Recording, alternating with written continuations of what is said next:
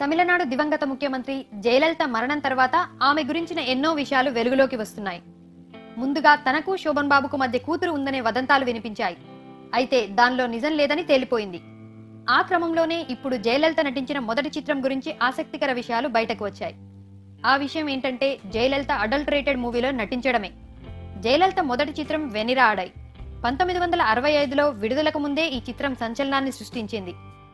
ఆ చిత్రంలో జయలలిత నటించిన ఓ పాటకు సంబంధించి సెన్సార్ బోర్డ్ ఏ సర్టిఫికెట్ నిచ్చింది. ఆ పాటలో జయలలిత స్లీవ్లెస్ బ్లౌజ్ లో రెయిన్ సాంగ్ లో నటించడమే ఈ ఏ సర్టిఫికెట్ కి కారణం.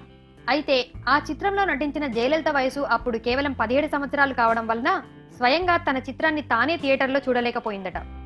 ఆ తర్వాత ఆ చిత్రం ఘన విజయం సాధించి థియేటర్లలో 100 రోజుల సినిమాగా మిగలడమే కాకుండా జయలలితకు బోలెడంత ఫ్యాన్ ఫాలోయింగ్ ని తెచ్చిపెట్టింది. కానీ తనని ఓవర్ నైట్ లో స్టార్ ని చేసిన ఆ మొదటి చిత్రం ఏ రేటెడ్ మూవీ కావటం విశేషం. ఈ వీడియోపై మీ అభిప్రాయాలను తెలియజేయాలంటే కింద కామెంట్ చేయండి, లైక్ చేయండి, షేర్ చేయండి.